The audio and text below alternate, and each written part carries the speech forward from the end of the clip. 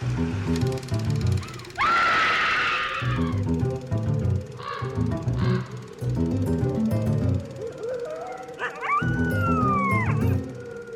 everyone, and welcome to Scream Scene, the horror movie podcast where we watch every horror movie ever made in chronological order, and then we rank them from best to worst. My name's Ben. And I'm Sarah. Thank you so much for listening to us today. How are you doing today, Sarah? Doing okay. Coming into spring. So that's nice. Days are getting longer. Yes, more sunlight is good. Yeah. What about you? I'm doing okay as well. We are about to start a kind of 1940s classic movie series at my work with films starring Bette Davis and Joan Crawford. And that series is kicking off with Mildred Pierce, which is one of my favorite Joan Crawford movies. It's dope. So looking forward to a bunch of stuff on the horizon. So I think we're doing pretty good overall here. Awesome. Today's episode is a really big one. Yeah. And it's one I've been looking forward to for a long time. Me too. It's also, I think, potentially going to be controversial. Oh. Because I think one of the things we're going to have to decide is... Is it horror or is it thriller? Exactly. Yeah, I had a feeling. But today we are watching the original 1962 version of Cape Fear, directed by J Lee Thompson and starring Gregory Peck and Robert Mitchum. Sarah, you have not seen this movie before. That is correct. I've also not seen the Martin Scorsese one. Okay. My only context for this movie comes from The Simpsons. So fair. Yeah, very fair. I've seen all three of those things. I've seen this movie and the remake and, of course, The Simpsons episode. What is your, pop culture osmosis impression of this movie? You mean what do I think happens? Just what do you think this movie is, I guess? Before I did research, what I thought this movie was about a stalker going after a guy for some reason. I wasn't sure why, and something about a houseboat. I mean, none of that's wrong. It's a little wrong. None of that's wrong. It's just not the whole picture. Yeah. So Cape Fear, the film, is based on a novel called The Executioners. So speaking of research, do you want to tell us a little bit about that source novel, Sarah? Absolutely. Before I dive in, I do just want to throw out a trigger warning for sexual assault and domestic violence, both in terms of what's covered in the novel and also in the movie when we watch it. So that novel is from 1957, and it's by a man named John D MacDonald. He's very emphatic about the D. Well, yeah, because otherwise you would mistake him for the first Prime Minister of Canada. Yes, despite the centuries separating them. Mm-hmm. Absolutely. His middle name is actually Dan with two N's, which I thought was cute. So John Dan MacDonald was born in 1916 in Pennsylvania. Through his teens, he and his family would bounce between Pennsylvania and New York states. And after high school, he ended up working kind of menial jobs in New York. And that's when he gave writing a go for the first time. He would have a short story published called G Robot, published in 1936, just as he started his undergrad at Syracuse University. This guy is always one letter off from something more famous. He's John D MacDonald instead of John A MacDonald. He writes G Robot instead of I Robot.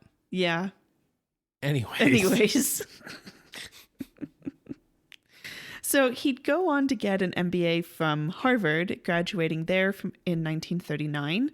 And at this point, he's looking more at doing business than writing. Mm-hmm. With the United States entry into World War II, he served as a lieutenant in Southeast Asia, kind of in, it's called the China, Burma, India Theater. Okay. After serving for 5 years, he would decide to, after being discharged, put his whole chest into writing, as it were. Apparently, as soon as he came back, he lost 20 pounds after writing 14 hours a day. Wow. He was like, no, this is what I want to do. This is how I'm going to do it. Okay. He published his next short story, Cash on the Coffin, in 1946, which was the start of many short stories published. He, his wife, and his children would move from like Pennsylvania and New York. They tried living in Mexico for a little bit. And they ultimately settled in Florida with some other literaries and artists in Sarasota, Florida. And here's where his writing flourished, mixed with camaraderie and friendly competition with his literary circles. And his experience in business and like that business acumen, lending credibility to the noir stories he would come up with. Now, apparently, according to MacDonald, he tells this story in an interview in the 70s. So who's to say whether it's true? But apparently, a fellow writer was kind of ribbing MacDonald about, you can write better than this like noir slop, like you can do much better than this. And so MacDonald bet this person that he would be able to write a book in 30 days. It would get serialized, end up being a book club selection, and be optioned for a movie. Okay. And The Executioners was that novel. Okay. Well, I mean, then he did it. Well, apparently it was shortlisted for a book club selection. Oh, okay. So the author friend said he wasn't going to pay up. Got it. It didn't meet the full demand. Got it. Now, The Executioners was serialized in the Ladies' Home Journal, of all places, through the end of 1957 and would be published the following year in a hardcover. Okay. Housewives reading Ladies' Home Journal really got their money's worth with those issues. So the story follows Sam Bowden. He is a happily married middle-class lawyer with his wife Carol and their 3 kids, teen Nancy, 11-year-old Jamie, and like 6-year-old Bucky. Okay. It's the 50s, man. Yeah. So Sam is an upstanding and moral citizen until a man from his past shows up, and this is Max Cady. Now, Sam had served in World War II in Southeast Asia, same as MacDonald, and he had a brief respite in Australia when he was being shipped back home. While there, he caught another GI, who was Max Cady, raping a teen girl. Sam intervened and in fact testified to put Max behind bars. He was sentenced to a labor camp for life, but 13 years later, Max has come back, he was paroled, and he is now seeking revenge. During his prison sentence, his wife left him and his young son died, so he has an axe to grind with Sam. Now, Max is off-putting and threatening as he stalks the family, but he's not doing anything. Mm-hmm. So there's no legal recourse, even when Sam is sure that Max is actually behind the poisoning of the family dog. After an encounter between Max and the daughter Nancy at the marina, where it's clear that he has his eyes on Nancy in a not so nice way, Sam hires a private eye to investigate Max, see if there's anything we can pull up on him to get him put away again. And the private eye isn't able to do anything, and he explains that, yeah, he's not going to leave you alone unless you do something. Through the novel, Sam does track down a woman who's kind of a fling of Max's, but he beat her. So, he's like, well, if you file charges, he can get put away, but she's too afraid to do so. And eventually, Sam is pushed so far that he decides to hire thugs to beat up Max. That unfortunately fails. Max beats them up. In that brawl, he ends up punching a police officer, though, so he does get held in jail briefly. Once out, things escalate with the family. So Jamie, it's the summertime, and Jamie is off at summer camp. And he is injured in a shooting accident where someone off in the woods tried to shoot Jamie, but missed and hit his arm instead. And Carol almost gets into a car crash because the lug nuts on her wheel were taken off. So at this point, Sam's like, I know Max is behind this. We need to do something. He convinces the police to set up a trap that is basically, the story is that Sam has gone out of town to Atlanta, and the hope is to lure Max into the house. He does so. He attacks Carol, but the cops interrupt. The cop in question is killed as Max escapes. And as Sam chases after Max, he fires in that direction and then goes and takes care of Carol. The next day, they're not sure where Max is. He's fully escaped. But as they track him down, they find that he has bled out from the gunshot wound from Sam. So the story is a little bit about, like, how far can you push a moral, upstanding citizen before he breaks and starts to compromise on his morals? There's also a lot going on about Sam has this complete faith in the system, and it's not serving him. Because remember, at this time, there aren't laws about stalking. There aren't, like, restraining orders, things like that. Yeah. So he has no recourse. Yeah, it's like, oh, well, he hasn't done anything, though. Like, it's not illegal to, like, sit in the same, building as another person and watch them menacingly, right? Yeah. So that's the novel. As I said, it was published in 1957 and, gets adapted into this movie in 1962. Now, MacDonald did have a previous adaptation get turned into a film. His 1958 novel Soft Touch gets adapted into the noir film Man Trap in 1961, also with like a Korean War backdrop. And through the 60s, he has some other things adapted into TV specials, basically. Thriller and noir do seem to be his core genres, but he still wrote in others, like in science fiction and such. At least until 1964, when he hit upon the character Travis McGee as a recurring protagonist. He is a salvage consultant who is based in Florida, but travels to exotic locales.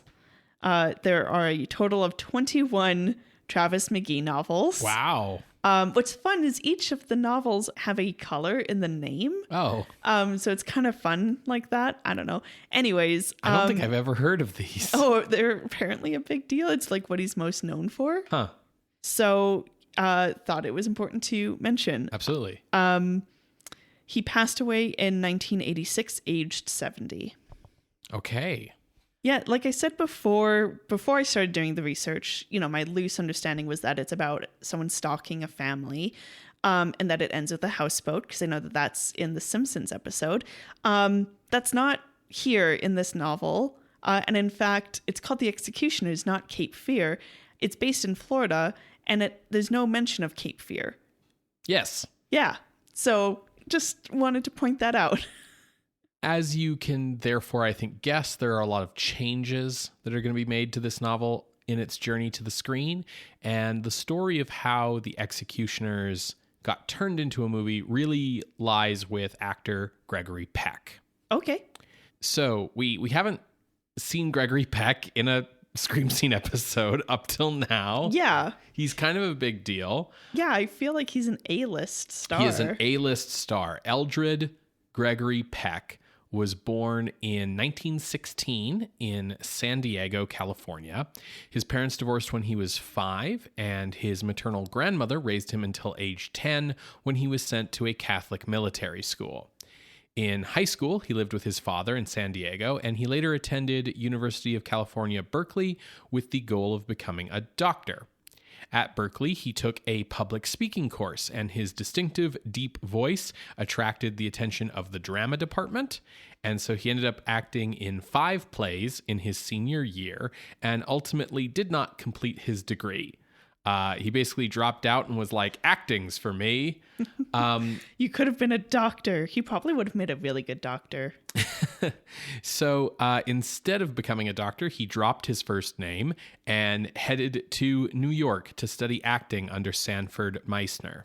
He struggled working odd jobs for food and exposure before his stage career finally took off during World War II. Peck had been exempted from military service due to a back injury he got learning to dance, and so he became very much in demand for like Broadway shows because all of the big name actors were off fighting. His stage success led to his first film role in RKO's Days of Glory in 1944, directed by Jacques Tourneur.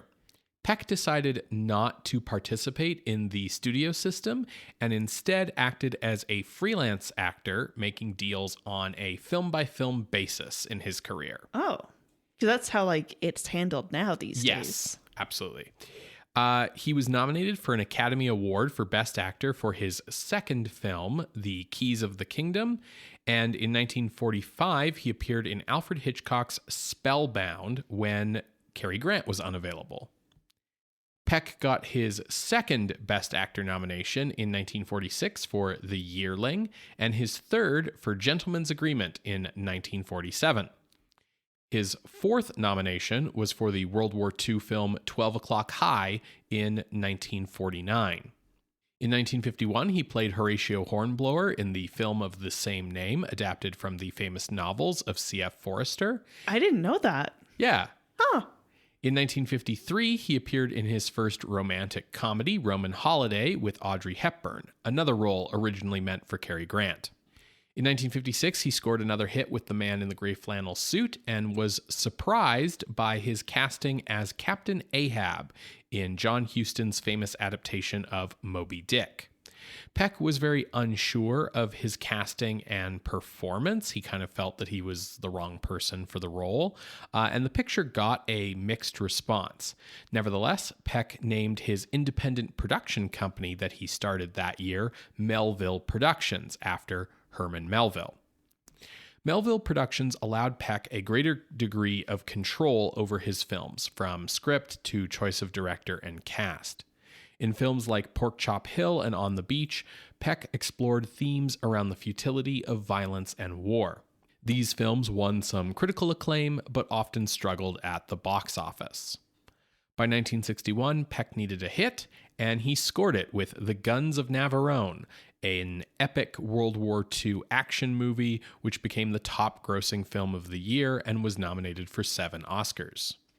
Gregory Peck selected English director John Lee Thompson to direct Guns of Navarone, having been impressed with his 1949 adventure film Northwest Frontier.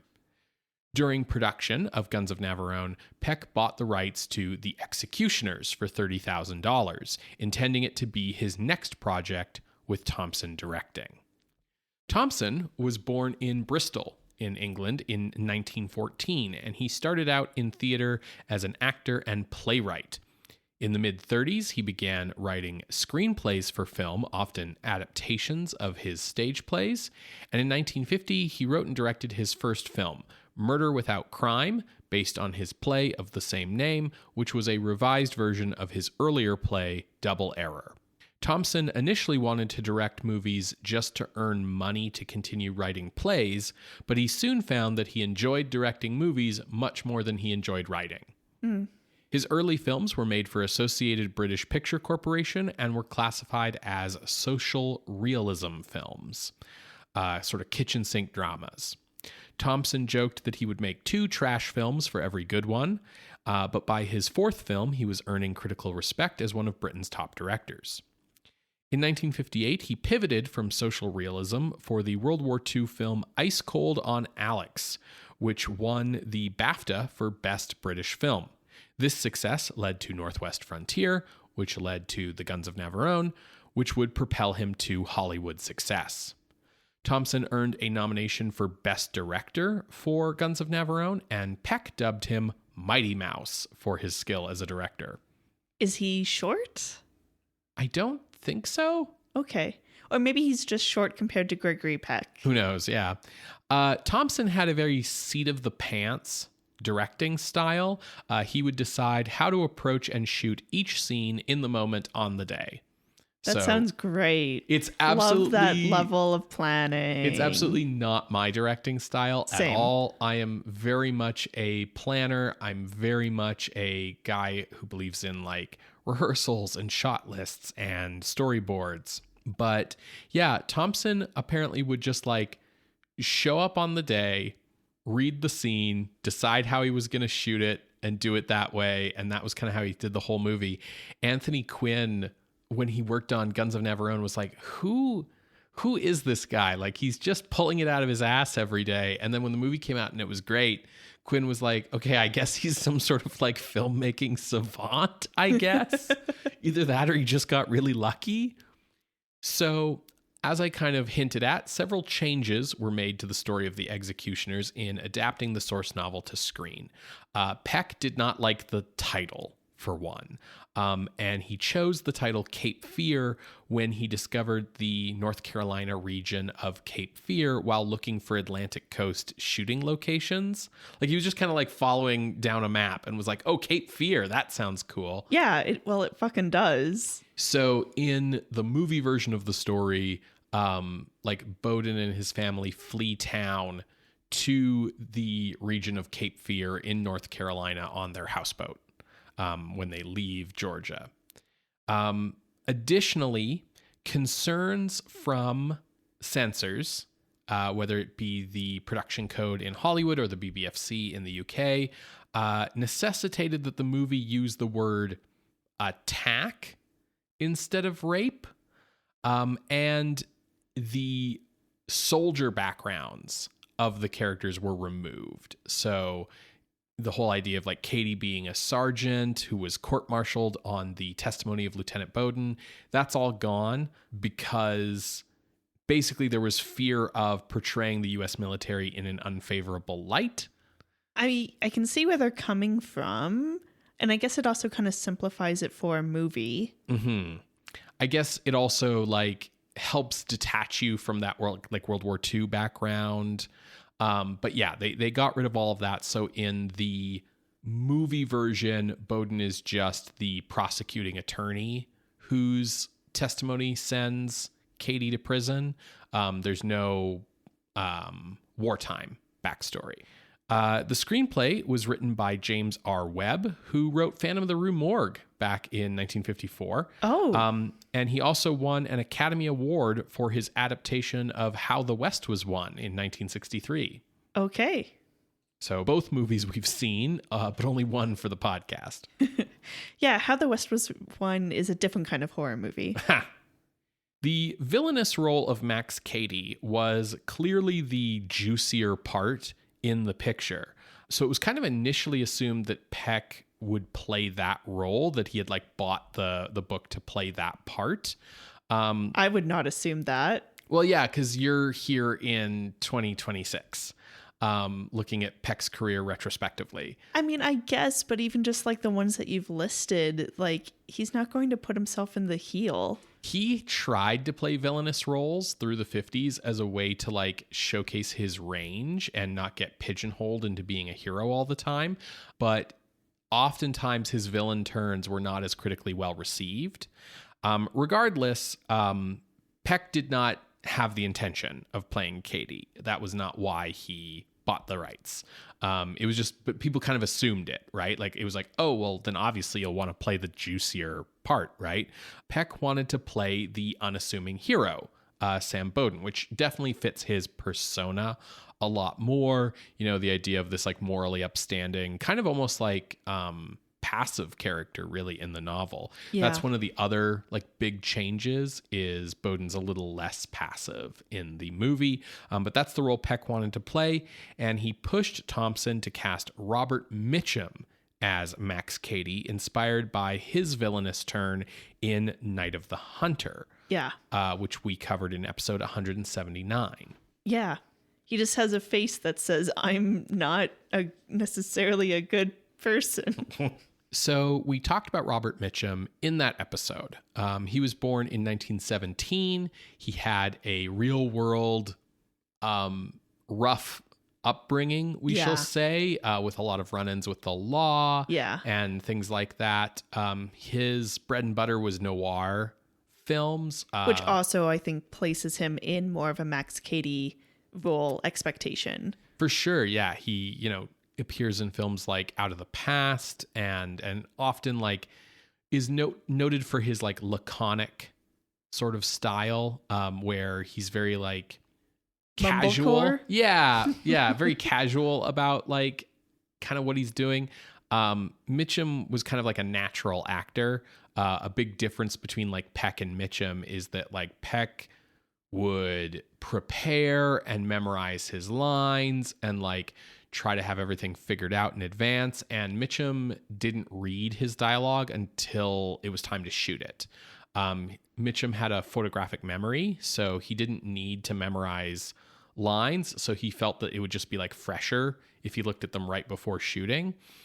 Mitchum was like a natural talent as an actor, which sometimes annoyed other actors because Mitchum was of the opinion that like acting wasn't hard.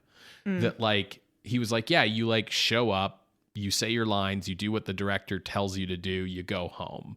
Like he didn't really understand actors who put a lot of like prep work and felt that like, oh, acting is this big, hard, difficult thing. Mitchum once said that he had two styles of acting, on a horse and off a horse. Yes. But yeah, we talk a lot about his background in episode 179. Night of the Hunter was back in like the mid 50s, and Mitchum had continued to be a big star throughout the 1950s, shooting a lot of, big iconic movies, like the World War II submarine movie, The Enemy Below in 1957. Like Peck, he started his own production company, DRM Productions, although a string of failures led him to ending the company and moving to a farm in 1959 to breed horses, and he became very indifferent to his acting career at that point. I think that's fair, especially if, like, not to say that he doesn't have passion for it, but he's like, this is a thing I'm doing, here's another thing I'm doing. Yeah, basically. So at first, Mitchum didn't want to do Cape Fear until he finally relented when Peck and Thompson arrived at his home with a case of bourbon. And Mitchum accepted the role saying, quote, "Okay, I've drunk your bourbon. I'm drunk. I'll do it." Has like the vibe of like, showing up to like convince the like retired criminal, like, come in for one last heist or whatever. Yeah. Right? It's like, I left this life behind me, coming to every time I think I'm out, they pull me back in. Yeah. Like that guy in Red Dead Redemption on his farm. Morgan? Yeah. So for the role of Sam Bowden's wife, Polly Bergen was cast. This was her first movie role in 8 years. She was 14 years younger than Peck. She was born Nellie Paulina Bergen in Knoxville, Tennessee in 1930. She starred as the romantic interest in a number of like Rat Pack comedies and westerns and war movies in the early 1950s before taking on a successful television career in the back half of the 1950s, which included an Emmy Award win in 1958. Cape Fear kind of reignited her film career, and she continued to make regular film and television appearances until her death in 2014. Now, in the movie, the family dynamic is kind of simplified to just Sam, his wife, and the daughter, because really it's the daughter who's sort of, the way that she's under threat from Max Cady is honestly like the more dramatically, interesting. And Thompson had wanted to cast then 15-year-old English child actress Hayley Mills as the daughter in this film. Okay. Now, Thompson had actually been the director who discovered Mills. at age 12 when he cast her in the crime drama Tiger Bay in 1959, which is what kind of rocketed her to stardom. However, by 1962, she was under contract to Walt Disney, appearing in films like Pollyanna, The Parent Trap, and That Darn Cat. Yeah. And Disney was, then as now, was very carefully controlling her image. She was very much like locked down by the studio in terms of what kind of roles she could do and what kind of person she was allowed to be. And so Disney said no Haley Mills. Yeah. So Thompson had to kind of abandon his find, which I think was very upsetting for him. And so instead he cast 14-year-old Lori Martin, who was born Dawn Menzer, the daughter of Warner Brothers art director Russell Menzer. She began appearing in commercials at a very young age, and at age 12, she won the role of Velvet Brown, the lead part in the television version of National Velvet, which ran on TV for 2 years. It was for that role, which she was renamed Lori Martin, which she didn't much care for getting renamed, but that's what happens in Hollywood. After filming Cape Fear, which she did after the TV series ended, she would later look back and regard Cape Fear as her best performance, though she did have nightmares for several weeks after shooting. And Thompson would later admit that he was maybe a bit harder on her as a director than he should have been, kind of taking out that frustration at not getting Haley Mills out on her in a kind of unfair way.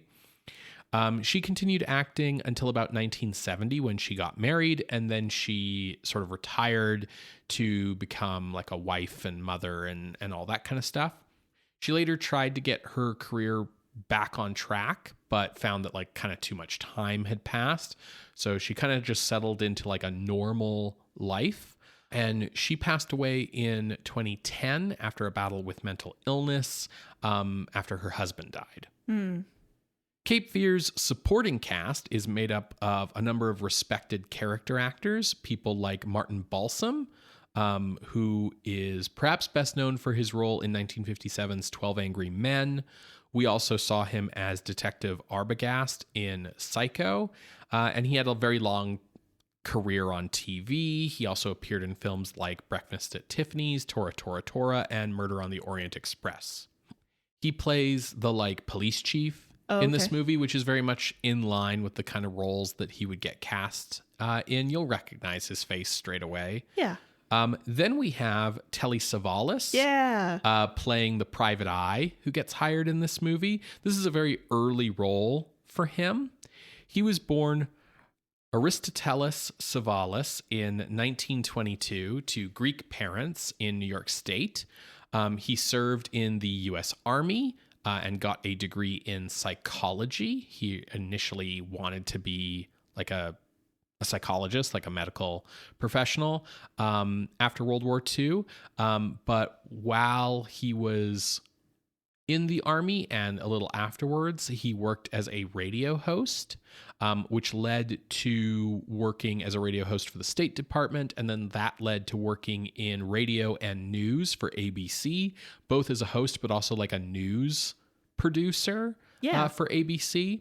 And he didn't go into acting until an incident when there was a friend of his who was auditioning for a part that called for an actor who could do a European accent, and his friend couldn't make the audition. So Savalas went instead and got this part. And that led to him very quickly appearing very steadily on TV through the 1950s. And he was kind of quickly recognized as a rising star. His first film role was in 1961, and his breakout role came in 1962 alongside his friend Burt Lancaster in Birdman of Alcatraz. Yeah, the movie roles that I know him for are in Her Majesty's Secret Service, and I think it's the movie where they all die at the end, and it's the war. It's this Dirty Dozen. Dirty Dozen, yeah. Yeah, so that would be after Cape Fear, both of those films.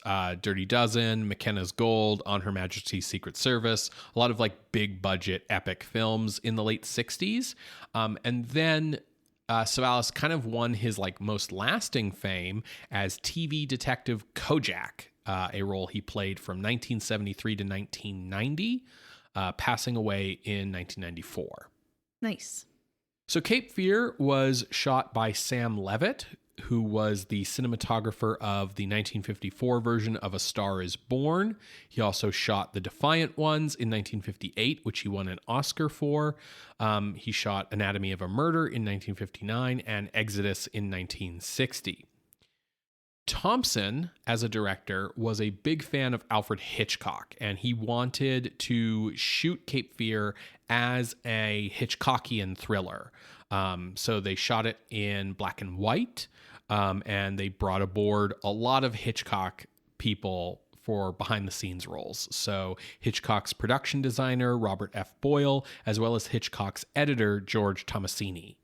That's wild to me because his approach to filmmaking is polar opposite to Hitchcock. Absolutely. But like he was a huge fan of Hitchcock's movies, and he's like, I want people to think Cape Fear's a Hitchcock movie, which when I was younger, I thought it was. Sure. But what a like whiplash experience for the editor, you know?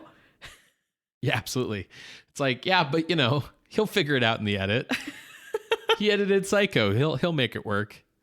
Like, take all this footage that I just kind of shot at random and make it look like a Hitchcock movie. Filming ran from April to June of 1961, and exteriors were initially shot on location in Savannah, Georgia. However, Robert Mitchum had a bit of an aversion to Savannah, Georgia, because when he was 16, he had been arrested for vagrancy in Savannah, basically because he was like a Yankee who took a train to Savannah and had the gall of being from the North in the 1930s. And he had been sentenced to work on a chain gang there in Savannah, Georgia when he was 16, from which he had escaped. So he was a fugitive from a Georgia chain gang. Yep. Mm-hmm. We just watched the movie adaptation of that book. Yeah. So Mitchum was a little cagey about being in Savannah. It didn't help that, like, even in 1962, like, I'm sure the statute of limitations on his escape had probably run out from 1962. But Mitchum was, during shooting, on probation at the time for a marijuana possession charge. So troublemaker. Yeah. So he was just like really uncomfortable shooting in Savannah, although, you know, being nervous and on edge, you know, those experiences of having been a convict, etc., you know, did inform his portrayal of Max Cady. But eventually Mitchum's discomfort got to the point where it led to the shooting of the climatic houseboat showdown happening in Stockton, California. So they went back to Hollywood, even though like the name of the movie came from Peck looking for locations for the houseboat sequence. They ended up not shooting it in Cape Fear. They shot it in California. I'm also just thinking of like time of year and how humid it gets. And it probably wasn't a fun environment for anyone else as well. Yeah. So the film's third act, the houseboat showdown, was where Thompson's seat-of-the-pants directing style ended up leading to a number of incidents. Oh, no. So the entire sequence of Cady attacking Bowden's wife was basically improvised. And, you know, Robert Mitchum's very intense. So there was a sequence where Mitchum was supposed to push Polly Bergen through like a series of doors on the houseboat, but someone on the crew had forgotten to unlock the doors. So Mitchum ended up actually like ramming Polly Bergen through the real doors to get them like open to do the blocking. And this ended up causing like a back injury for Bergen, although she didn't realize like until after shooting, like it was one of those, you know what I mean? Yeah. Mitchum also improvised a moment during the attack where Cady like breaks some eggs over Bergen's character and like smears them all over her body. And during the fighting between the two characters, Mitchum cut his hand open on a cabinet, and it's like bleeding for real. And finally, like, the crew had to come and physically stop the scene as the two performers were like covered in each other's blood and kind of just like too caught up in the scene, and the crew was starting to get like worried, and they had to like separate them basically. Yeah. Thompson often found shooting the film that he had to halt filming to let scenes cool down, because Mitchum's fellow performers felt terrified of him during the shoot. Yeah. So like there's a scene where Mitchum has to beat up actress Barry Chase, who plays the like fling who you mentioned in the plot summary. And like Barry Chase thought Robert Mitchum was an amazing actor, but she also thought he was super frightening. And so they shot like that scene where he beats her up, and then like they kind of had to take a break for the rest of the day for everybody to just kind of calm down, right? Yeah.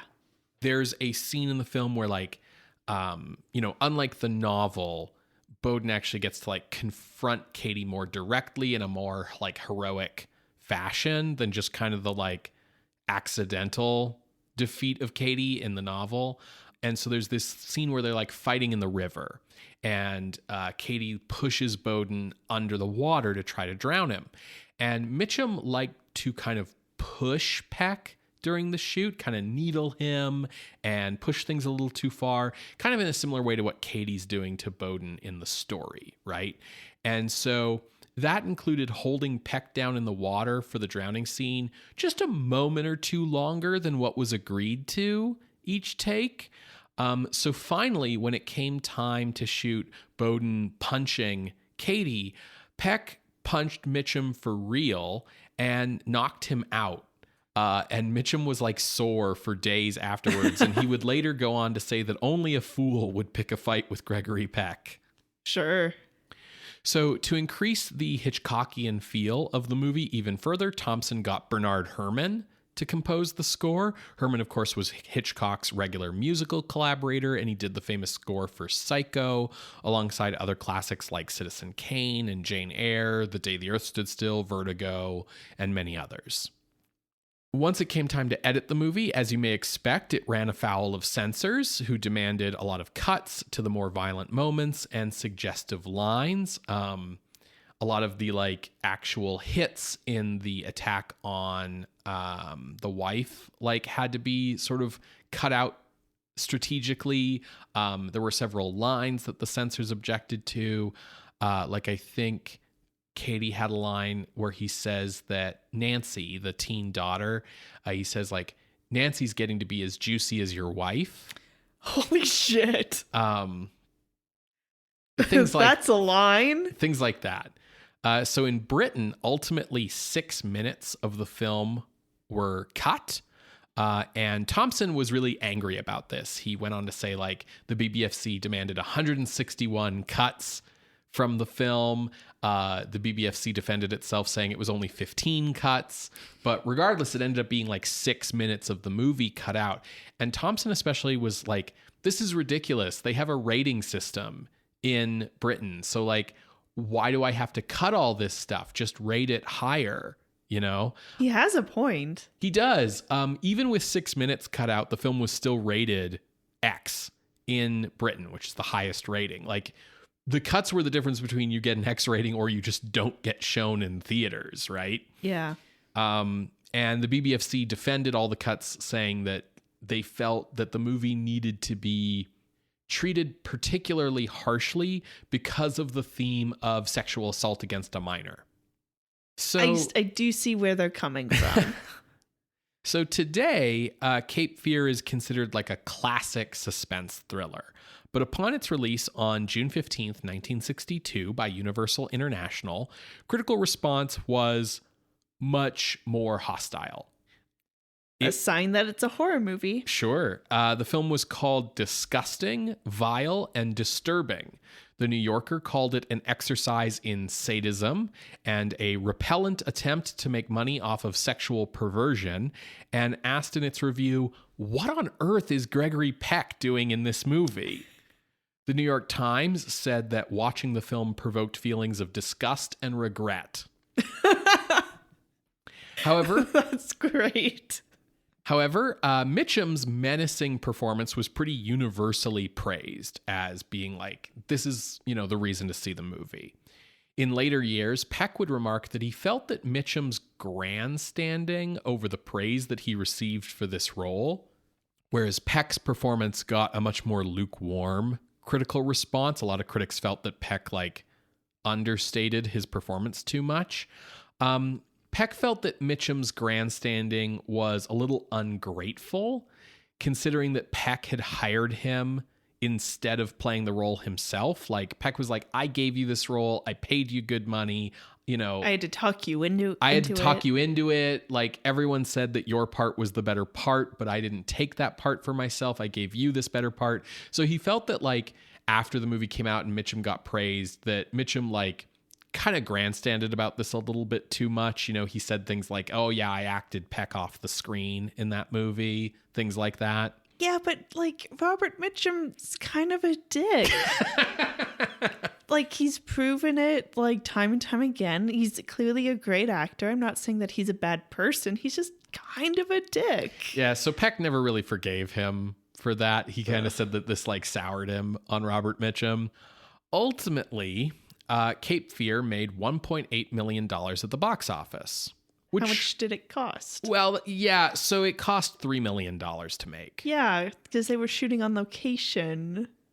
Yeah, and Peck and Mitchum got good paydays, and then it turned out that in 1962, a bunch of people didn't want to come out to see the movie where Robert Mitchum threatens to rape Gregory Peck's daughter. Who'd have thought? So this financial failure ended up spelling the end for Gregory Peck's company, Melville Productions. Oh, no. But, Peck wouldn't be hurting long, given that later in 1962, he would appear in his most acclaimed performance as Atticus Finch in To Kill a Mockingbird, earning his 5th Academy Award nomination and his first and only win for Best Actor. His final role would be in the 1998 version of Moby Dick, where Patrick Stewart plays Ahab, and Peck played the role that Orson Welles had played in his version of the movie. And he passed away in 2003 at age 87. Mm-hmm. Robert Mitchum's career would continue to have ups and downs, critically acclaimed movies, critically panned movies. He had some late career hits in the 1970s playing Philip Marlowe in a series of pictures, but he also continued to have controversies caused by his bad behavior and outspoken nature. Roger Ebert declared Mitchum his favorite movie star of all time, but Mitchum passed away in 1997 of lung cancer. J. Lee Thompson's career continued with hits and misses like Taras Bulba and McKenna's Gold. He also directed the excellent Conquest of the Planet of the Apes in 1972, as well as the terrible Battle of the Planet of the Apes in 1973. His later career, he formed kind of a partnership with Charles Bronson and made a bunch of like low-budget thrillers in the 80s with Bronson, although he would later say that he regretted selling out and wished that he had stuck to kind of like the social realism movies that he did early in his career. And he passed away in 2002, age 88. In 1991, Cape Fear was remade by Martin Scorsese with Nick Nolte as Bowden and Robert De Niro as Katie. That film definitely is like a tribute to this movie, although it did make some changes. It's much more violent. And in that version, Bowden is Katie's defense attorney who failed to get him off for the crime rather than his prosecuting attorney who put him away. Okay. So it kind of gives like a different feel to the revenge plot line.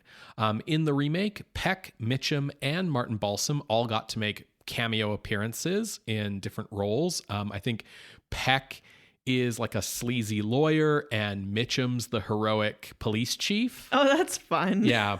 I think Balsam's the judge in that version. And as Peck still controlled the movie rights, that movie's financial success means that he finally made good on his investment. 30 years later.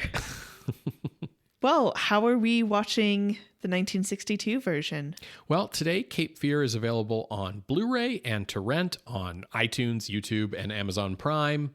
Super available, super easy to watch. Well, I'm looking forward to this. It's going to be wild. I'm excited. I've wanted to see this for a long time. Yeah, and we'll see if we can come to an agreement on whether it's horror or thriller. Yeah, we'll know it when we see it. You're going to hear a brief musical interlude, and when we come back, we will discuss Cape Fear from 1962, directed by J Lee Thompson. See you on the other side, everybody.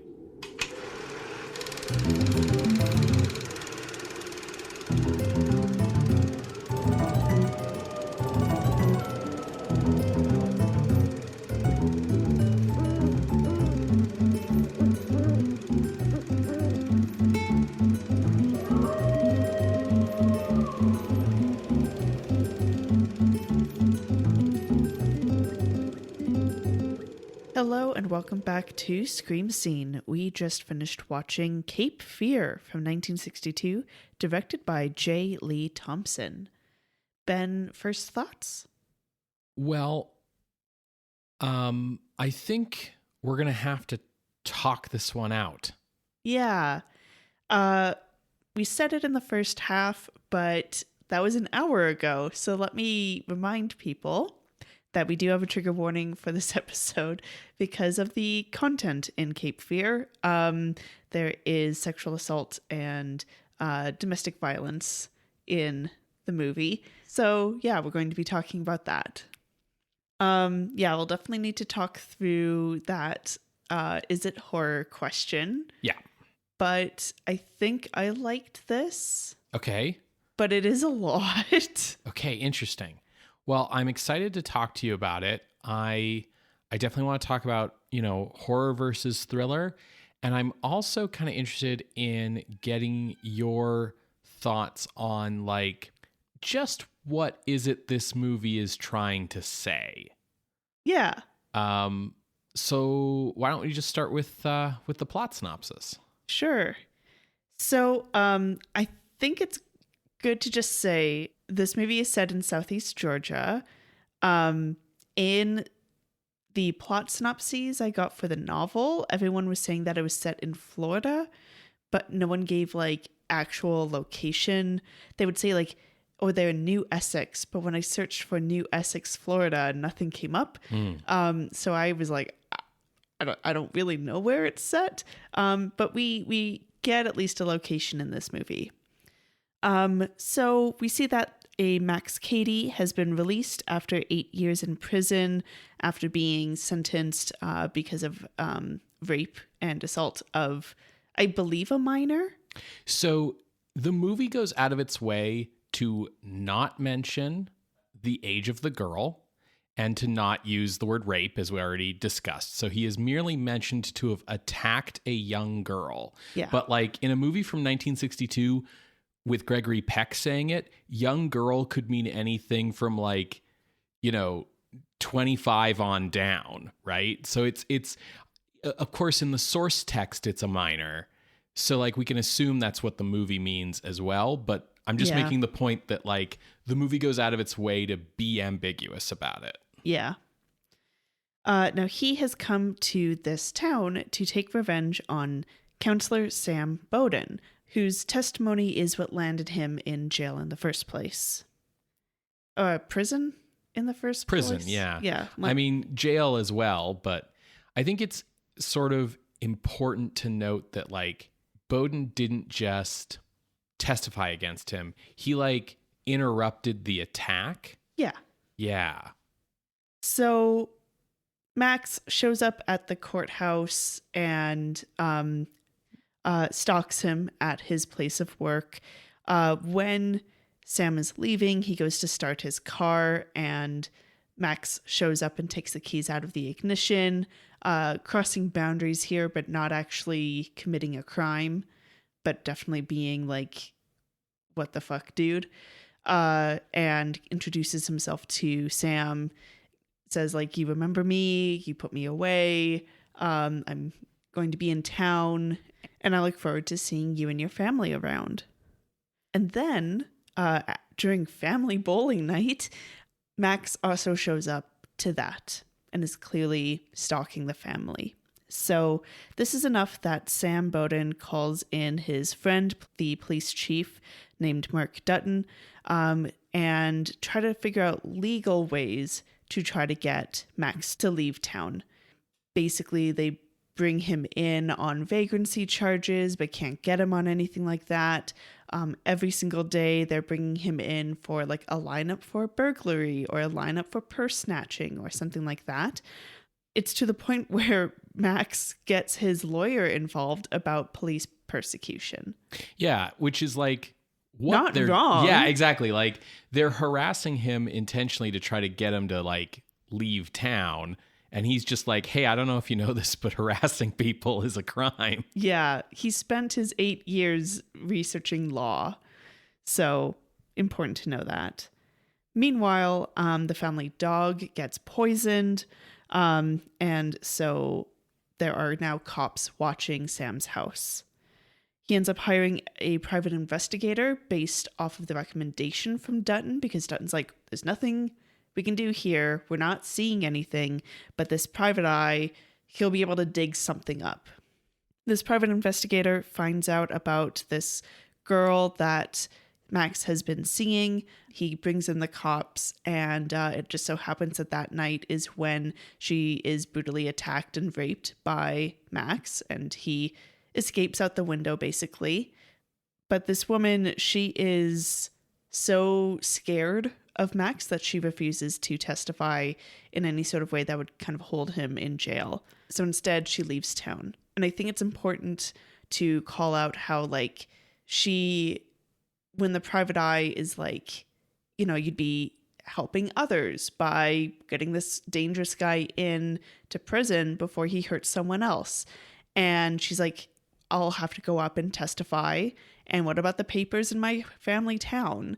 Like, I'll have to say what he did. Mm-hmm. And what he did was so horrible, I can't bear to repeat it. Yeah, it's like an important sort of plot element of this movie that being a victim of rape is so degrading and such a dishonor, I guess you could say, that like these victims don't want to testify because they don't want anyone to know what happened to them, right? Yeah. I also think, you know, she has a really good point when Telly Savalas says like, well, you know, if you accuse him, if you charge him of crime, like he'll go to jail for 6 months. And she's like, yeah, and then he'll be out in 6 months. And it's like, dude, Max Cady is after Sam Bowden after 8 years. 6 months is nothing, you know? Yeah. Like, yeah, she's got a point. That becomes a dead end, basically, for how to get Max back into prison. I don't think at this point I've mentioned Sam's family. So my bad. So Sam, he has his daughter, Nancy, who is a teen girl, and his wife, Peggy, who I guess is like a stay-at-home mom. Yeah. Yeah. But has been kind of set up in the first half. The two sons no longer exist. We've simplified things. So Nancy, she has been warned about who this guy is and that he is a threat to the family. So basically, she's not allowed to leave the house unless it's for school. And even then, she can only go into her mom's car. She's been told the gravity of the situation. Now, this particular afternoon, the mom, Peggy, she's left the car to go grab something from the store.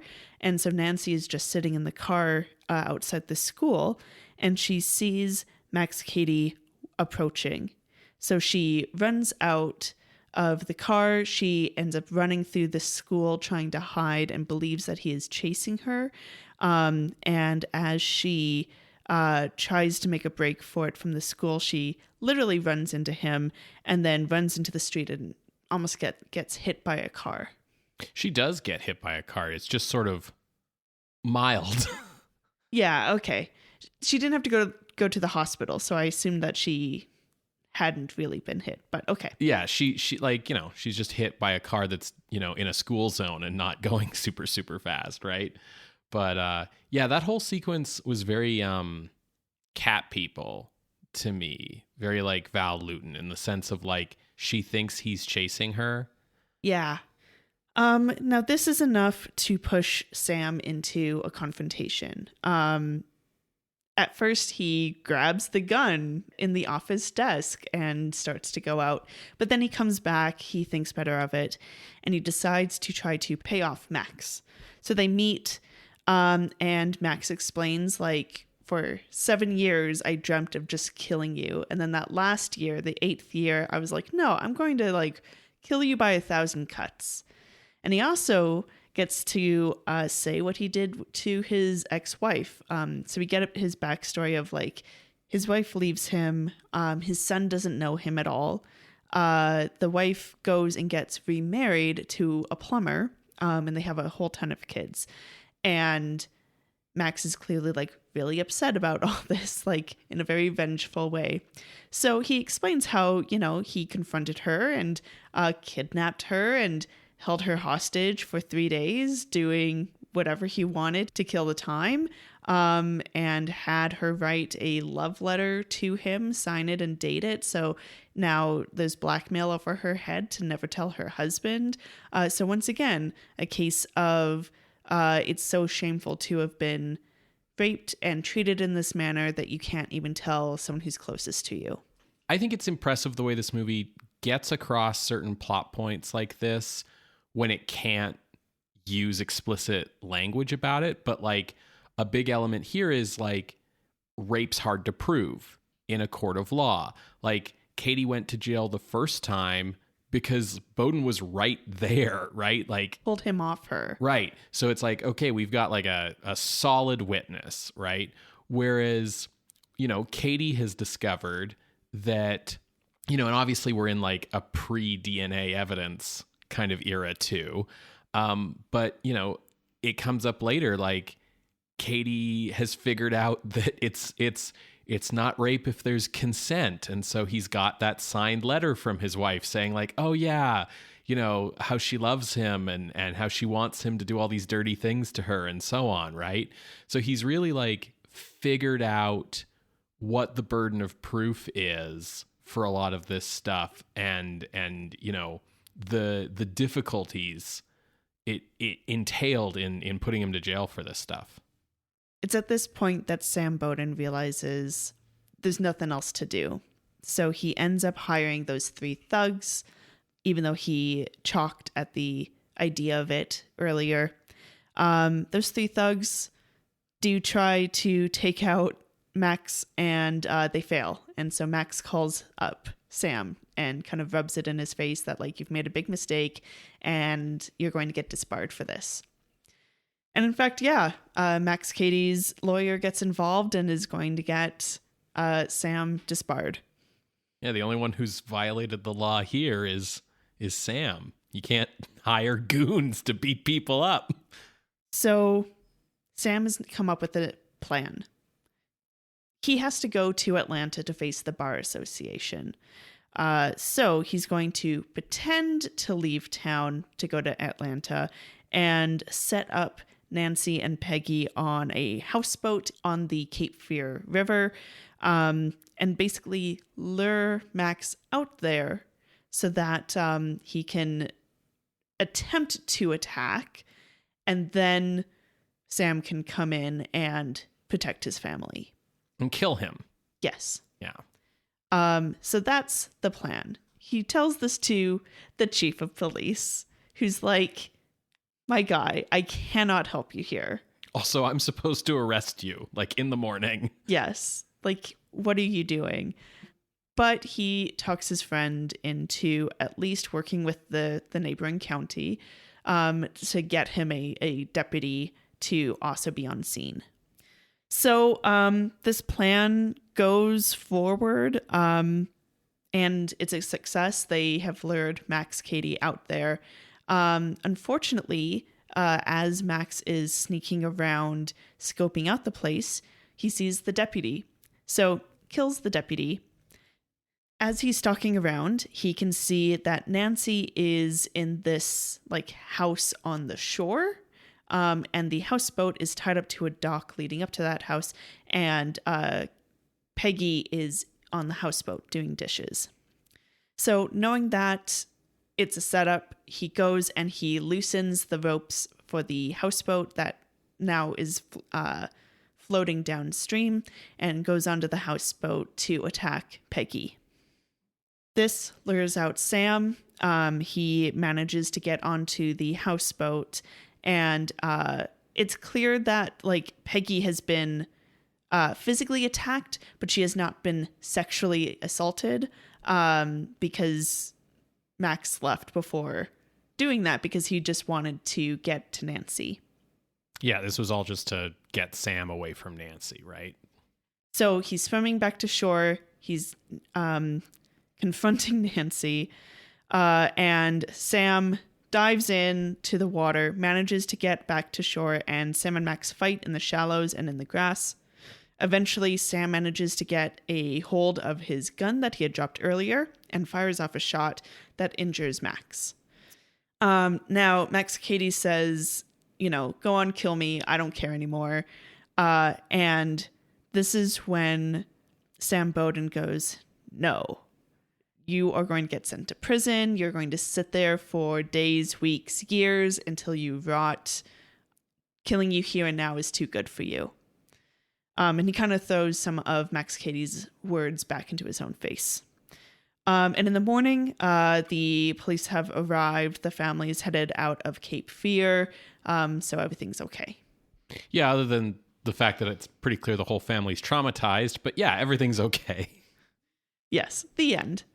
Yeah, I hope that kind of made sense. Overall, it's pretty close to the book, except for the location of the ending and how Max Cady dies, or rather that he does not die in the movie. Yeah, otherwise I would say that it's fairly close, all things considered. So there's a couple of topics about this movie that I really want to dive into, deep dive on. But before we get to that, I think it's fair to say that this is a very well-made movie all around. Great performance from Robert Mitchum, great performance from Gregory Peck. Really, the whole cast does a pretty great job overall, including Laurie Martin in the Nancy role. I think, you've got great cinematography, lots of great light and shadow and Dutch angles and cool stuff there. Wonderful score by Bernard Herrmann. I think just overall on the technical production side of this is a very well-made movie, top to bottom. I will say that there are a few moments where they have sped up footage and it's really distracting. And I don't know if that's a problem with or a choice that would have been made in the editing room or what. But it always just strikes me as this cheapens your movie a little bit. And the way that they did them, it's fine, whatever. I think it's probably a casualty of, what I talked about in the intro about this kind of seat of the pants filmmaking and the improvisational nature of some of the stuff. I'm not a fan of not having a plan for craft reasons. I will say for safety reasons, improvising your fight and violence scenes is a bad idea. Yes. But you can really tell that they are improvised in the sense that Max's attack on Peggy, where he follows her around the houseboat and smashes the eggs on her and really gets inside her head and pushes her through the doors and all the stuff that I talked about in the intro. You can tell that's improvised basically because it's all one shot. Yeah. It's the cameraman just trying their best to stay on Mitchum as he's doing all this stuff, right? And that does give the scene a lot of power, and it gives it a lot of real sense of danger, right? You kind of aren't sure if Peggy's going to be safe or not, right? You're pretty sure they wouldn't let him actually get at Nancy in a film from 1962, but the movie pushes boundaries. Yeah. And the movie pushes boundaries just enough that you think he might succeed in attacking Peggy. Bringing that back to the sped up sections you're talking about, I think what we're seeing there is a lot of Robert Mitchum and Gregory Peck being two guys who are in their late 30s, early 40s, I think, being asked to kind of like tussle around in like knee-high water and weeds and the grass and whatnot. And my guess is that if not sped up, it was probably a little, just kind of not very exciting and unwieldy watching these two old guys kind of tussle. And so they were like, okay, we're going to speed this up a little. And I think that really speaks to, not having stunt people. Sure. Right? Where you're just like improvising these action scenes and having these two guys fight each other, and you're not going to get like the best results out of it. They are 45 and 46. There you go. Yeah. So like at time of filming. Yeah. So I think that's where that's coming from. I do agree with you that it's distracting, but yeah, there's definitely like a couple shots where I'm sure in the edit bay they were like, "Oh wow, it takes Greg a long time to get up this hill, huh?" And yes, the music is good, but I found it to borrow too much from Psycho. Interesting. I am making the assumption here that this is like the next thing Bernard Herrmann does, but it just there are some things that were just like a little too similar to Psycho. I mean, it's better than like James Horner, who actually straight up note for note reuses stuff from score to score. For sure. They were just like, Bernard Herrmann doesn't reuse notes, but he reuses some rhythms. Sure. Particularly when it's like dramatic time. Sure. Which like is fine, but I did find it a little distracting. I mean, I think he probably was also given marching orders to like make it similar to Psycho as well. So I agree that Robert Mitchum is very good here. I think it's because of his intensity, and that's why like the longer the shot is with him, the more intense it is. Yeah. And Gregory Peck is at his best when he loses it. Yeah. When he loses it, when he grabs the gun and he's going to head out, and when they're fighting, there's a point where I was like, this fight's going on. Like, oh no, I thought I knew how this ended, but now I don't know for sure. Just when he clearly is showing he no longer has control. And I think if this movie kind of has a bit of a weakness with Gregory Peck, it's that he doesn't show that enough. Okay, yeah, I would agree. I was going to ask that question, right? I was going to say, like, do we feel Bowden's fear and desperation enough? Do we feel in Peck's performance like he's being pushed too far? Because I think it's not quite there enough. Like, I think Gregory Peck naturally just seems like he has it under control. Yeah, I think his voice is part of it too. He comes across like so put together that even when he's like upset and things are going wrong and he's like, we're going to do this crazy houseboat plan, I at least don't quite feel his desperation. I agree. Yeah. One thing I will say in favor of this movie, compared to a lot of other horror movies or thriller movies, is that I think it feels very intelligent and plausible in terms of covering its bases with like realistic consequences. Yeah. Like, this is not a movie where you're asking, like, where the hell are all the police? Or like, why wouldn't you just call the cops on this guy? And it's also a movie that points out that, like, yeah, the police can't just run him out of town for no reason. He lawyers up, right? It's a movie that helps you to understand that, like, he's threatening to rape Nancy. And Peggy points out, well, like, wait a minute here. Like, he's been so careful to not do anything that would get him thrown in jail again. Why would he do like a straight up crime, right? And there's this scene where Sam talks about, well, because then Nancy would have to testify. And she doesn't want to go through that. We don't want to put her through that. So he would just get away with it if she didn't testify. And, later he's threatening to rape Peggy, and he's explaining, like, I'm going to make it seem like you agreed to this and consented as a way to save your daughter, and like all these things.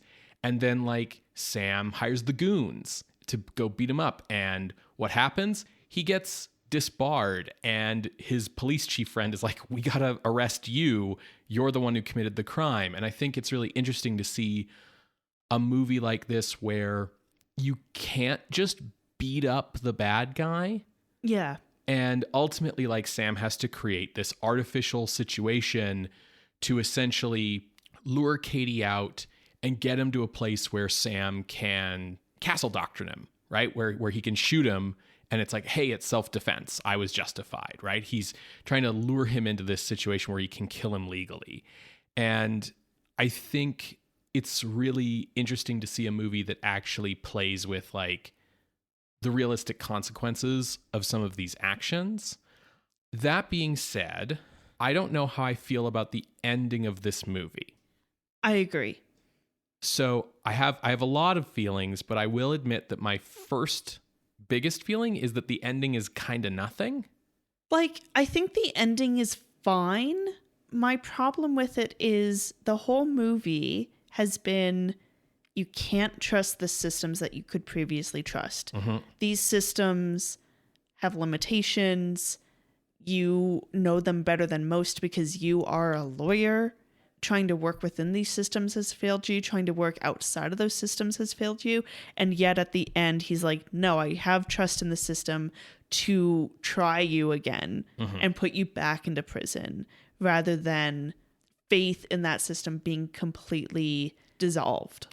I think the most 1962 thing about this movie is that it is very on the fence about what you're talking about, right? Yeah. Like if this movie was made earlier, then like it would be like an open and shut kind of like, oh yeah, he's a bad guy and the police will get him. We can have confidence in that. It's 1962, so we're being a little bit more realistic. We're seeing the way that the system can be used against people and all that kind of stuff. But it's not yet the 80s, so it's not yet time to go like full vigilante, like... I think you could even say 70s. Yeah, for sure. Like, we're not quite at anti-hero level yet. So we end up with this thing where we're kind of trying to like ride the line. And I think one of my problems with the ending is that I end up asking, like, what is this story about? What is this movie trying to say? What is Bowden's arc? Because in the book, you know, you pointed out, it's very clearly about like, what will it take to get this man who is like an upstanding moral citizen to break, right? And here, he breaks, but he doesn't. Yeah, he has moments of breaking, but then he regains his composure. He comes back inside, not going off to go kill Katie in vigilante justice. Right. But then, like, if the movie was, no, I reject your methods, Katie. I'm not going to kill you. I'm not going to stoop to your level. I'm going to trust the law to bring you in. That would be one thing. And if the movie was like, the law is too full of bleeding hearts and let's, you know, revolving door prisons, and no, like I have to take things into my own hand and defend my family like a macho guy with a gun, that would be something. But instead we have this thing that's in the middle of like, well, I'm not going to kill you, but I am going to send you to prison. And actually sending you to prison is the worst thing of the two, because you said that like death is too fast. It's got to be the death of 1,000 cuts thing. So that's what I'm going to do to you by sending you to prison. And so it's like, so then was Bowden corrupted by Katie or not? Yeah. Because that's the question, right? Is like, is Katie going to corrupt Bowden's values in order to defend his family? And the movie's trying to kind of have its cake and eat it too with that. And that leaves me not quite sure what this movie's trying to say. And I think it's because you can't corrupt Gregory Peck. You can't do it. Like, I mean, you said that he played some villainous roles. I have not seen them. The ones that I know of him would be like Roman Holiday. I think closest in terms of like anti-hero would be like man in the gray flannel suit, because he's like not necessarily faithful to his wife. He's got problems. And even then Gregory Peck plays it as like he's a little too upstanding, you know? Yeah. Like he's a great Atticus Finch for a reason. It's wild that Atticus Finch is the same year as this. Yes. Yeah. So I think Gregory Peck is kind of the problem here. I also think of like the movies that I was thinking about when this was happening was, God, I want to say it's like Last House on the Left or something. Yeah. where again, it's a similar thing of like people invading your house and you having to defend your family. And I also, with the stalking, was thinking of Halloween. Yeah. And I don't want to rag on this movie because like, oh, those two other movies did it better, therefore this one sucked. Like, I think this movie did a very good job, but I think it speaks to the limitations of the time right now in 1962, meaning that we can't get to those examples of pure horror. I think that's also why this movie has that horror question around it. I think you're totally right. And I think, you are on the money about the fact that like those two examples you named of this idea being taken to a more natural conclusion come later, right? And they come after the production code comes down, and they come after a lot of other social factors in America that we'll talk about eventually, right? But I think it shows like the journey we're on in this podcast, seeing this genre kind of morph. And I think even if we end up saying this is thriller, not horror, which we're not even there yet, but like if we end up doing that, I think it's still worth talking about this movie because it's so clearly like a stepping stone in a lot of these things, in the stalker thing, in its depiction of sexual violence, right? Like the sexualization here, it's going as far as it can in 1962, right? To the point where the movie makes two choices that are a little unnerving to me, which is he attacks Peggy and he attacks Nancy. When he attacks Peggy, he's threatening her, he's got her up against the wall, and then we cut to Sam. And Sam gets aboard the houseboat, and he finds Peggy on the ground, and she's like really badly shaken up. And she's like, he just attacked me to distract you to give him time to get to Nancy. And it's like, oh shit, Nancy. And then he goes after Nancy, and we kind of get a repeat in a way, in the sense that he's kind of got Nancy on the ropes. And then we cut to Sam, and Sam finds Nancy kind of, Max meets him at the shore. Right. But Max is already away from Nancy. Yes. Right. And it's like, well, but the whole point of the houseboat thing was to give you enough time to attack Nancy. Yeah. And then he meets Sam at the shore, which sort of implies he's done attacking Nancy. And then Sam gets to Nancy, he's like, go hide, right? Run and hide, which is kind of the last we see of her until the very end. So in both cases, there's like an ellipsis between Max attacking a woman and Sam arriving to find that woman. He doesn't directly drive Max off in either case, which creates an ambiguity about like, do we think that he's implied to have succeeded in his attack on either one? It's 1962, so probably not, but like it's kind of left hanging, at least in my opinion. Yes. And to kind of further underline that the attacks happened, is we get that same ellipses when the girl fling happens. Right. With Diane in the hotel room, where he like grabs her and pulls her into another room, and then we come back later. Yeah. Right. So based on film language, I would say that, and that one we know happened. She confirms that this is what's happened to me, which I think is also why it's important to explain her reasons for not testifying and not going forward with the complaint. Yeah. So this movie's going like as far as it can in 1962, but it's very clearly still back a couple of steps, right? Where we're not quite confirming everything, which gives you this ambiguity where it gives the movie plausible deniability, right? You can certainly see the evidence, I think, of that story I told about like the crew having to step in on the scene between Robert Mitchum and Polly Bergen, because that shot just kind of stops. Yeah. Like that scene doesn't end. It just kind of stops. Yeah. That whole scene is really a lot. Mm-hmm. When you had said that Robert Mitchum does like some kind of improvisational thing with the eggs, I was like, okay, I don't really know what you mean. And he has Peggy up against like the counter. You don't even see him grab an egg, and he just like pops it. And it's like so sudden that it's like, what? And Peggy freaks out at it. And like, it's such a show of force and violence without actually having to do anything. Like, that's a really smart move on Robert Mitchum's part. But yeah, that whole fucking scene is so fucking intense. Yeah. And then he like rubs the yolk into her chest in a really disturbing way. Yeah. But yeah, I think the fact that you don't see him grab an egg proves that it's improvised, right? Because otherwise you'd do an insert or something. We've established the eggs are on the counter in an earlier shot, but that's only because the earlier shot was showing Peggy reaching for a knife. Yeah. Right? It's wild. So I hear what you're saying about like how far they're pushing it.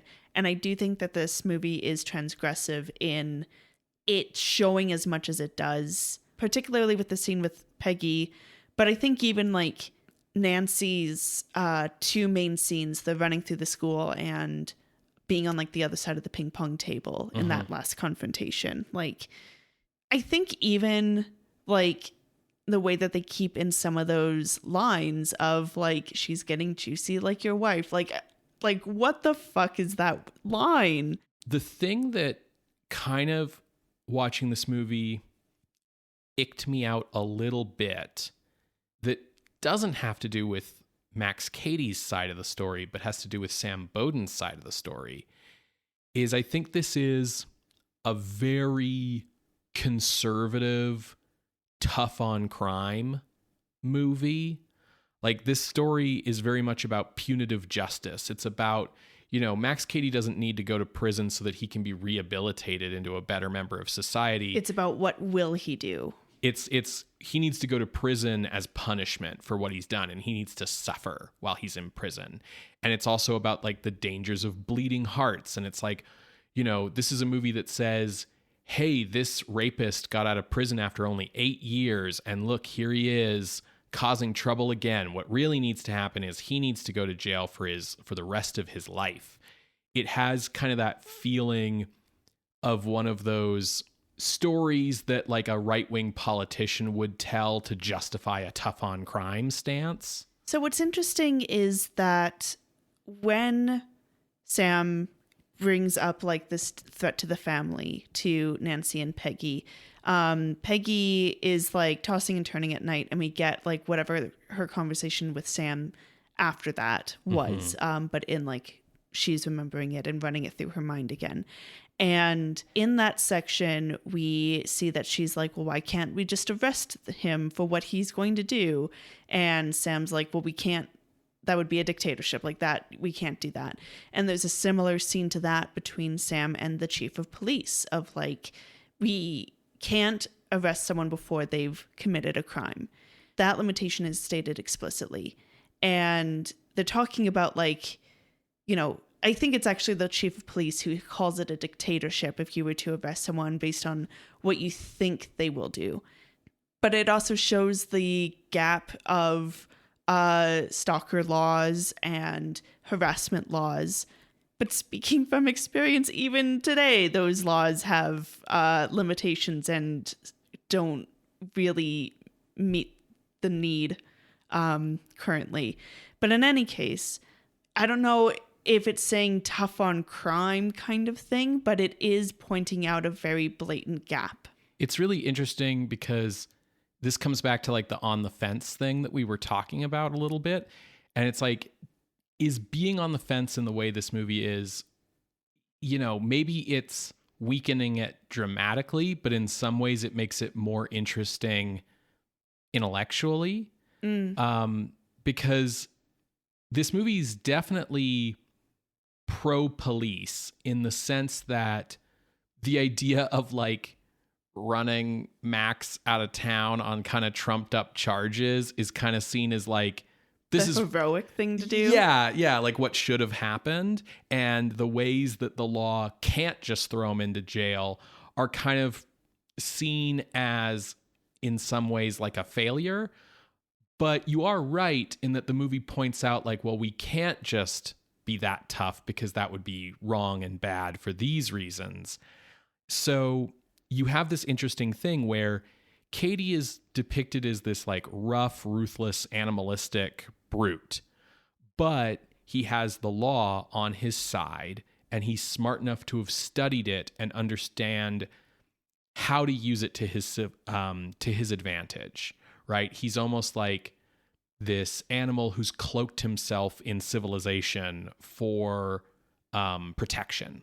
Mm-hmm. And then you have Bowden, who is the lawyer and is the representative of upstanding citizenry, being pushed to kind of operate outside the law, right? But ultimately, I think this is a pro-law and order movie, not a pro-vigilante movie. Yeah, because of the ending. Exactly. So I think the most fascinating line of dialogue for me in this whole movie might be, it's the police chief, I think, who says, this is either a country of too many laws or not enough. Yeah. Yeah. That stuck out to me as well. So are we ready to talk about horror versus thriller? Sure. So moving on to ranking, quote unquote. Yeah. So the problem is this can't necessarily be a noir movie because noir is about taking the common man and dragging him down into the dirt, or people in the dirt writhing around in the dirt. What are we going to do in the dirt? I think if he had killed him, it would be noir, right? Or at least have like, I think that it could still make the argument of like, is this horror or is this noir? But as it stands, it's like, I don't know if you can consider this noir. I think the noir ending would have been like, Bowden protects his family, but at the cost of losing himself, right? Yeah. Or something like that. By killing him. What's weird is that like the novel's version of him killing Max is so passive as well. Yeah, it like kind of super lets him off the hook, right? He fires off like a warning shot and they discover the next day that it happened to hit him and kill him, I guess is basically what it is. Yeah, not a warning shot. Like he does like fire off in that direction, but it's kind of like wild. Yeah. So it's a very like production code friendly ending, I feel like. Yeah, but it's in 57, so. Yeah. So in talking about horror versus thriller, I just want to like lay down some ground rules about things we've already talked about on the show about what makes one or the other. So horror, we've talked about how the primary emotion it's trying to get out of the audience is fear. It's trying to scare you, trying to make you feel fear.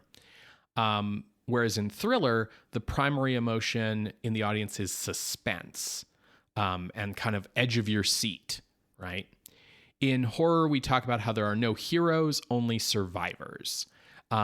In thrillers, what you often have is like a villain-driven plot where the hero is not the driving force of the narrative. I think in horror, you kind of dread what is coming next. You know what's going to happen next or what you fear will happen next, and you're dreading it. And in thriller, you don't know what's going to happen next. There's a lot of twists and turns. You know, you don't know how things are going to play out. I think horror is a lot about like confronting the unknown and has fears that represent larger metaphors. And in thrillers, we're more about like riding the roller coaster, right? So with all of that in play, what do we think in Cape Fear responds to either one? Again, the problem kind of comes down to Gregory Peck.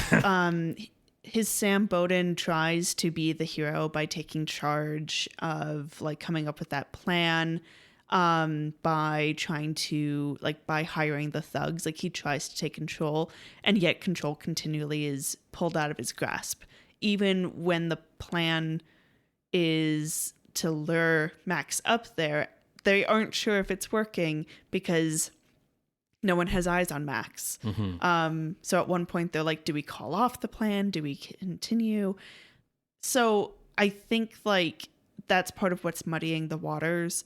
I think our read of the women in the movie being raped and attacked shows them as survivors. I think, you know, Sam's refusal to kill Max at the end is his, again, a grasp towards control that like, no, I am on top of this situation. I'm not a victim. Mm-hmm.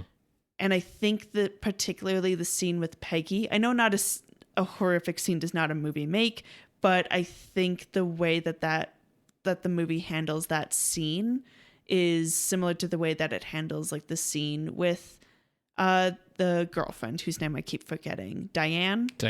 And I think that like the stalking scenes could have been done better, but again, that's because I'm thinking about Halloween. I'm thinking of like how the protecting your family could have been done better, but again, I'm thinking of Last House on the Left.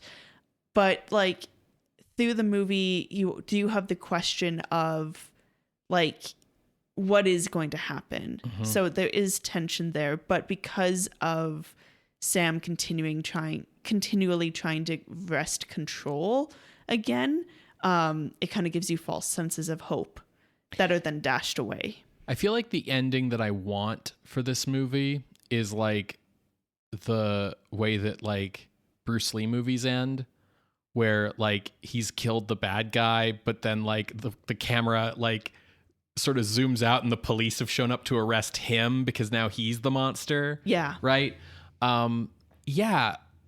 I think, not to be reductive about this, but I was really curious what your take on the horror versus thriller question would be, just because you are a woman and that's who's under threat here. And I think it's a very different POV to look at Nancy and Peggy and how those scenes play when you're identifying with them, when I think the movie as a whole is probably aimed at the idea of identifying with Sam and this idea of like, what would you do to protect your family? Yeah. Which is a very different mood than the movie as from Peggy and Nancy's perspectives. And certainly the stalking scenes with Nancy or the attack scenes on the boat are the ones that I think veer most into horror. There's also like an early scene that's kind of a fake out scene where Peggy wakes up in the middle of the night and Nancy and Sam aren't in bed and she's wandering around the house in the dark and doesn't know where anyone is, and she thinks she sees Max in a shadow in the dark and turns on the light and it's just like a hat on a coat rack kind of thing that was very like horror movie, you know? Because I think from her point of view, like Peggy, like she's at risk of losing her husband. Mm-hmm. Like she panics when he grabs the gun, and she's like threatening to call the police. Like what an interesting point of view of like, no, I won't let you commit murder, even though I know the danger we're in. Mm-hmm. Do you think, in terms of emotion, do you think that this movie is trying to scare its audience, or do you think it's trying to keep the audience like on the edge of their seat going like, oh, is he going to get there in time? Or like, oh, is it, you know what I mean? Like, are we looking for, I think in a very reductive way, like thrillers are trying to thrill you, you know? Is this movie thrilling in the same way that like a Hitchcock movie would be? Or is the violence and the intensity of Robert Mitchum so much that it pushes it into horror, where we can no longer like be thrilled by the suspense and the action, and instead we are pushed into fear and terror? I would say dread is a better term for this movie. Like dreading, you know, the danger that Diane is in, so dreading that. You know the danger that he poses, so you're dreading the plan working to get him up there, because you're like, what's going to happen? It's not like the thrill of like, when's the bomb going off under the table? Yeah. It's the dread of like, I don't know, the dread of the bomb being under the table, you know? Right. Well, it's like there's this like very subtle difference where, yes, we have this like plan to ensnare Katie, but I feel like in a thriller, you have that like feeling of like the plan coming together and the pieces falling into place, and like, you know, that Ocean's 11 kind of vibe of like, is it all going to go correctly, or is there going to be like one mistake that like throws it all off, right? That Dial M for Murder thing where it's like, what's the one thing you forgot? And it's like, Bowden didn't forget anything. He just took a really insane risk that got a man killed. Yeah. Like, right? So, that feeling of like, yes, there's a plan, but the plan is kind of this very desperate sort of plan, and it doesn't feel like we're outwitting Katie so much as it feels like we're just hoping we'll shoot him first. Yeah, and the plan gets fucked the second it starts, like they aren't sure whether he's following them or not. Mm-hmm. In luring Katie into this trap, does it feel like a cat and mouse game, which I think is thriller? Or does it feel like, we're hiding in the shadows with a stake waiting for Dracula to walk by so we can stake him? You know what I mean? Definitely that second one. I was thinking about when they're fighting in the bushes. It feels a bit more like waiting to attack rather than cat and mouse. Mm-hmm. So would you argue that this is horror? I think so. I think, like, as you said, like the intensity of Robert Mitchum is really pushing it over the edge for me. Obviously, there's still like a lot of that question of like thriller, horror, noir, whatever, because this movie is not super clear in either direction. But I would consider it horror, especially seeing where this type of storyline goes in the future. Sure. I think it's one of those movies that's standing on a fault line. Yeah. Where it's like... Well, they did film in California briefly. A little bit, yeah.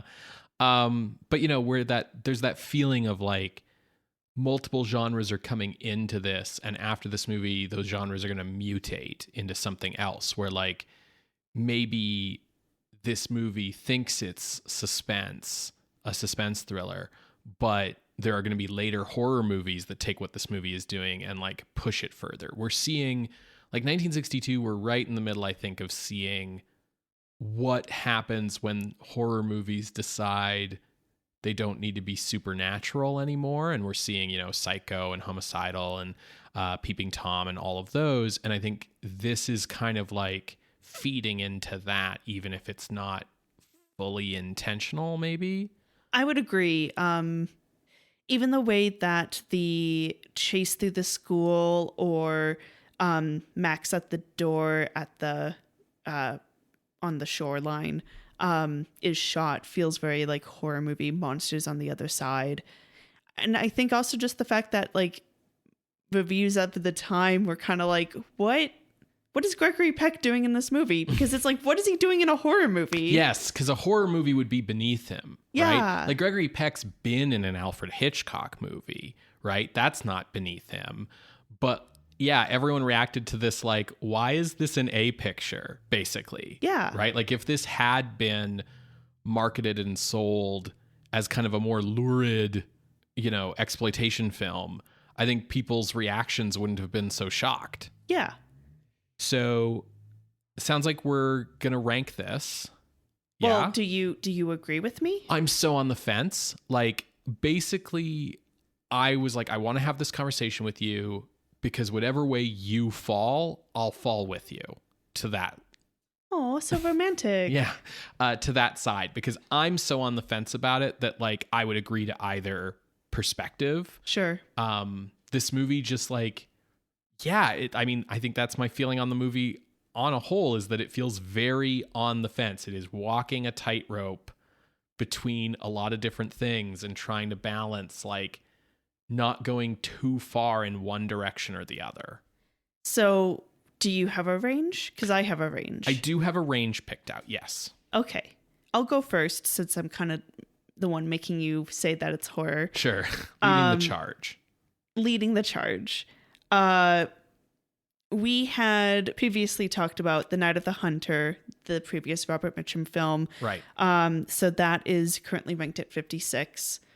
And this movie, I think, we've said before in the past how violence against women does kind of affect me strongly, such that those movies tend to rank a little higher than maybe necessarily they should. I mean, totally understandable, right? Like totally reasonable response, to be fair. Yeah. TBQH. But it had me thinking about Murders in the Zoo at number 39.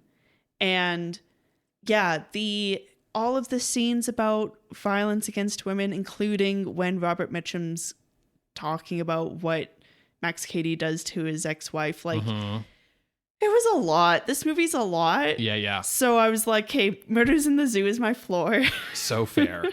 And then going up from there, La Diabolique is at 31, which also has this horror versus thriller question. So that's my range. Okay. So we've got... Oh, no, we don't have overlap. I'm totally above you. Okay, that's interesting. So I do agree with this goes above Night of the Hunter. People really love Night of the Hunter. Night of the Hunter is like a fairy tale. And because of that, it kind of keeps you at arm's length. Yes. It is a scary bedtime story for children. A Southern Gothic fable. Right. Totally. And this movie's right, but what if the devil was real though? Yeah. This movie is set in the real world, and is about how the police can't protect you even when it seems like they definitely should, things like that are real. So I was looking at I don't think this goes in the top 10. And I was thinking about that horror versus thriller question. And I said, well, okay, if and when we say this is horror, then we got to look at what's horrific in this and kind of judge it against what's horrific in some of these other movies. And I decided that I think this would have to go below Tokaido Yatsuya Kaiden, which is at 12. Because that movie is a lot, more than this one, honestly. Right below that is The Mask, which compared to this movie feels goofy. Yeah. And so I made Tokaido Yatsuya Kaiden my ceiling. I was I don't think, I think this could be better than The Mask, but it's definitely not better than Yatsuya Kaiden. And then looking down from there, I hit The Innocents at 23.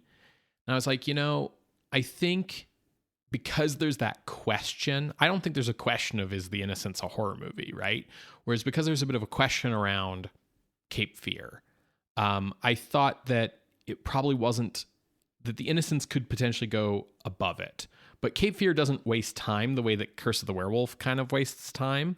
So I thought Curse of the Werewolf would be my floor. So my range ended up being 13 to 24, which means that the gap between our range is 24 to 31, which is a 7-movie gap, which means that the midpoint is around Son of Frankenstein or The Body Snatcher. So looking in this sort of range between our ranges of 24 to 31. It's interesting that The Body Snatcher is here because that's also a little bit of a real world thing for folks who don't remember, because that's episode 130. So that's where Boris Karloff is kind of that Burke Hare style of digging up bodies or killing people to then sell the bodies to doctors back in the 1800s or whatever, centered in Edinburgh. I think the other sort of yes, La Diabolique. We've also got Homicidal from William Castle at 30, which was kind of Castle's take on Psycho. And was really good. It was good, man. Yeah. It's hard to judge this movie against stuff like Black Sunday or Son of Frankenstein, where the entertainment value you're getting from those movies is such a different flavor than the entertainment value you're getting from Cape Fear. So that's really tough for me to judge. Yeah. I'm going to be straight up. I don't know, this doesn't really have anything to do with the quality of these movies. I like Cape Fear better than La Diabolique, and that is mainly because the ending of La Diabolique rubs me the wrong way so extremely, where both movies end with we're going to put on this elaborate scheme to catch the criminals, but in Cape Fear, the person who dies at the expense of this scheme is a cop. And it's probably really irresponsible that Sam Bowden convinced the sheriff to go with this plan that got a man killed. And I think that Sam Bowden should feel bad about that. But flip side, deputy knew his job was dangerous when he took it kind of vibes, right? Versus La Diabolique, where like an innocent woman straight up was murdered and killed so that a detective could pop out of a closet 2 rooms over and go, I've got you now, and arrest some people, which feels really shitty to me. I don't know if that gives either of these movies like a which is the better horror movie kind of edge. It just means that like I have a more rotten taste in my mouth at the end of La Diabolique than I do with Cape Fear. Yeah, La Diabolique also has a little bit of that, like, she thinks that she keeps seeing her dead husband, and then also the, like, did I see Robert Mitchum or not? Mm-hmm. Kind of similar vibes. I feel like Cape Fear should go above La Diabolique, but below Homicidal. Why below Homicidal? Because that is definitively a horror movie. And yes, there are moments where it kind of wastes time or shoots itself in the foot because of its own gimmick. Mm-hmm. But I think they do a fantastic job handling the psychology of the characters. And yeah, I think that like Cape Fear is maybe trying to speak to something around laws and what has to happen to push a man over the edge. But ultimately, because it is like, I don't know what to do with these questions, sitting on the fence, Homicidal doesn't necessarily raise some of those questions, but it does offer complexity. That's fair. Yeah, I think like Cape Fear's biggest weakness is that I don't know what side of the question it lands on in terms of the question it's raising. Homicidal's the one where the gimmick is like, you're going to wait for 30 seconds outside this house and cowards can leave the theater. Yeah. Yeah. Okay. Yeah. This is tough, man. This is really tough for me. There's a part of me that's like, from a craft level, I feel like Cape Fear is a better made movie than Homicidal, but Homicidal's not bad. Like, yeah. Right above Homicidal is Quatermass Experiment, the like first one. I'm okay with Quatermass Experiment going above Cape Fear if we're being clear on like what we always say, which is that this is ranking things based on how good they are as a horror movie and not how good they are as a movie in general, because Quatermass Experiment like ends with that guy like melting into a pile of goo. It's pretty horrific, but part of me wants to put this above Homicidal because I think that I agree with everything you're saying about Homicidal, but I also think Homicidal ends up having a camp aspect to it that dulls the horror a little bit, and you don't have anything distancing you from the horror in Cape Fear. There's no artifice kind of giving you a safe place to sit back and snicker a little. I think that's fair. Okay. So then entering the list at the new number 30 is Cape Fear from 1962, directed by J Lee Thompson. If you would like to see this list, you can go to our website, screamscenepodcast.com. There you can find links to the other episodes that we have mentioned today, as well as our appeals box. If you would like to contest this or any other ranking, you can drop us a line through our Ask box on Tumblr. You can reach out over email at screamscenepodcast@gmail.com or talk to us on Patreon or Blue Sky. Scream Scene updates every other Wednesday on SoundCloud, as well as many other podcasting services if you subscribe to our RSS feed. If you'd like to help the show out, you can leave us a rating or a review on the podcasting app of your choice, or just share the show with friends, with people you know online. Word of mouth is the best way for us to grow our audience. If you really enjoy what we do here and want to help support us financially, you can do so by heading on over to patreon.com/Scream Scene Podcast, where you can kick in as little as $1 a month. Patrons at the $1 level get thanked on the air in the show. Patrons at the $5 and $10 level get access to bonus content. And there's just a huge library of cool stuff on our Patreon ready for you to explore. So if you want to check all that stuff out, you can head on over to patreon.com/Scream Scene Podcast. So Ben, what are we watching next week? Next week, Sarah, we are headed over to the UK, to London, England with Hammer Productions. Oh, For Hammer's version of Phantom of the Opera. okay, cool. So, Who's in this one? Who's Phantom? Herbert Lom, I don't know who that is. best known as Inspector Clouseau's boss in the Pink Panther movies. Great. We'll see how he stacks against, our previous famous Phantoms. Lon Chaney or Claude Rains? Yeah. Yeah, we'll discover. We'll see you then, Creatures of the Night. Bye. Bye.